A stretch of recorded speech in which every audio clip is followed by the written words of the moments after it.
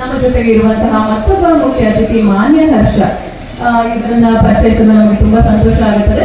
Sunshine children for change ಯೋಜನೆಯ ಮೂಲಕ ಇವರು ಸುಸ್ಥಿರ ಭವಿಷ್ಯಕ್ಕಾಗಿ ಹಸಿರು ಮಾರ್ಗದಲ್ಲಿ ಪ್ರಯಾಣವನ್ನ ಪ್ರಾರಂಭಿಸಿದ್ದಾರೆ. ಇವರು 8ನೇ ವಯಸ್ಸಿನಲ್ಲಿ ಪರಿಸರ ಪ್ರಜ್ಞೆಯನ್ನು ಬೆಳೆಸಿಕೊಂಡು ಇಂದು ಅವರ ಹವಾಮಾನ ಒಂದು ಪರಿಸರ ಪ್ರಜ್ಞೆಗಾಗಿ ಒಂದು ಯುವ ಶಕ್ತಿಯನ್ನು ಸಂಚಾಲನೆ ಮಾಡುತ್ತಾ ಇದ್ದಾರೆ.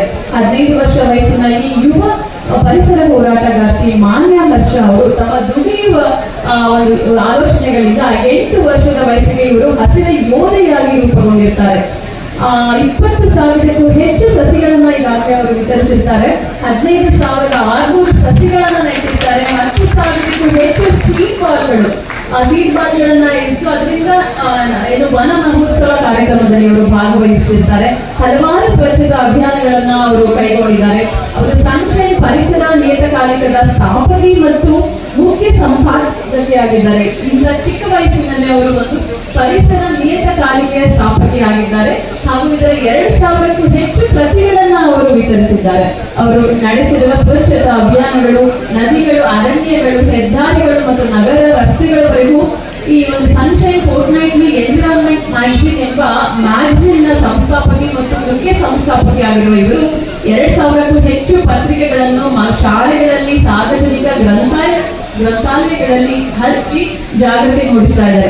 ಪ್ರತಿ ವರ್ಷ ಸ್ವಾತಂತ್ರ್ಯ ದಿನ, ಮಕ್ಕಳ ದಿನದಂದು ಸಾರ್ವಜನಿಕರಿಗೆ ಸಸಿಗಳನ್ನ ಉಚಿತವಾಗಿ ವಿತರಿಸ್ತಾರೆ. ಬೆಂಗಳೂರು ನಗರದ ಅನೇಕ ಶಾಲೆ ಪದವಿ ವಿದ್ಯಾರ್ಥಿಗಳಿಗೆ ಪರಿಸರ ಕಾರ್ಯಾಗಾರವನ್ನ ಇವರು ಕಂಡುಕೊಂಡಿದ್ದಾರೆ. ಹಾಗೆ 2024ರಲ್ಲಿ ಇವರಿಗೆ ಒಂದು ನೋಟಬಲ್ ಅವಾರ್ಡ್ ಸಿಗುತ್ತೆ. ಬೋಟ್ಸಿ ಓಷನ್ ಅವೇರ್ನೆಸ್ ಪ್ರೋಗ್ರಾಮ್. 2023ರಲ್ಲಿ international young eco hero award action for nature ಅಂತ. ಹಾಗೆ green wood voice of change award. 2020ರಲ್ಲಿ ವಾಟರ್ ಹೀರೋ ಅವಾರ್ಡ್.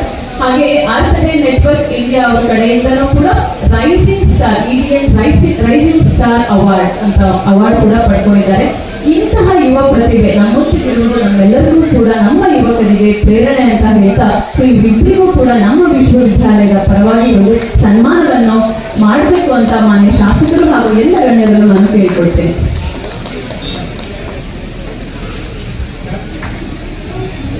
ಮಾನ್ಯ ಮಂತ್ರಿಗಳು, ಕಂದಾಯ ಸಚಿವರು, ಕರ್ನಾಟಕ ಸರ್ಕಾರ ಹಾಗೂ ಶಾಸಕರು, ಭಾರತದ ವಿಧಾನಸಭಾ ಆಯುಕ್ತರು, ಡಾಕ್ಟರ್ ಆರ್.ಕೆ. ನಸ್ಕರ್ ಕೈ ಜೋಡಿಸಬೇಕು. Doctor C. Sitaram sir, G S K. Swamy sir ಎಲ್ಲರೂ ಕೂಡ ಕೈ ಇಂಥ ಸಾಧಕರಿಗೆ ಸನ್ಮಾನ ಮಾಡ್ತಾ ಇರೋದು ಎಲ್ಲರೂ ಕೂಡ ದೊಡ್ಡ ಚಪ್ಪಾಳೆ ಮೂಲಕ ಅವರಿಗೆ ಒಂದು ಪ್ರೋತ್ಸಾಹವನ್ನು ಕೊಡಬೇಕು. ಹಾಗೆ ಇಂತಹ ಸಾಧಕರು ಹೆಚ್ಚೆಚ್ಚು ಬರಲಿ, ಪರಿಸರವನ್ನು ಸಂರಕ್ಷಿಸಿ, ಪರಿಸರಗೋಸ್ಕರ ಎಲ್ಲರೂ ಕೈ ಜೋಡಿಸೋಣ, ಪರಿಸರವನ್ನು ಉಳಿಸೋಣ, ಪರಿಸರವನ್ನು ಬೆಳೆಸೋಣ. ಇದೆಲ್ಲ ನಮ್ಮ ಒಂದು ಆದ್ಯ ಕರ್ತವ್ಯ ಅಂತ ಹೇಳ್ತಾ ಇಂತಹ ಸಾಧಕರನ್ನು ಗುರುತಿಸಿರುವುದು ವಿಶ್ವವಿದ್ಯಾಲಯಕ್ಕೆ ನಿಜವಾಗ್ಲೂ ಕೂಡ ಪ್ರಶಂಸನೀಯ ಅಂತ ಹೇಳ್ತೀನಿ.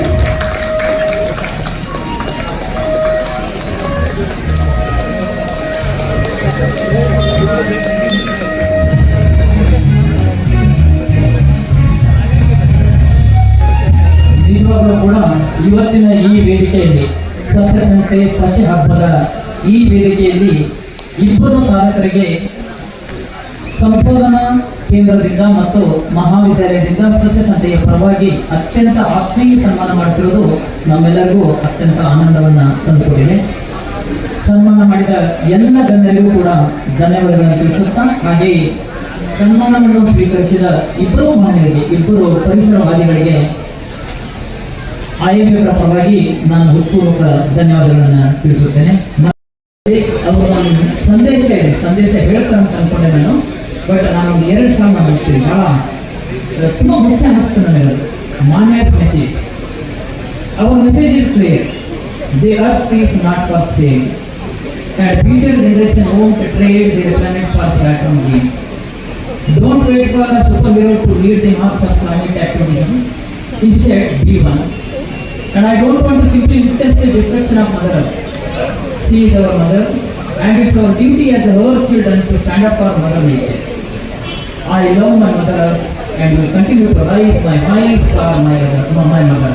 Thank you ಇಂಥ ಅದ್ಭುತವಾದಂಥ ಸಂದೇಶ ನೀಡಿದ್ದಕ್ಕಾಗಿ ಧನ್ಯ. Thank you. ಕಾರ್ಯಕ್ರಮದ ಮುಂದುವರೆದ ಭಾಗ ಈ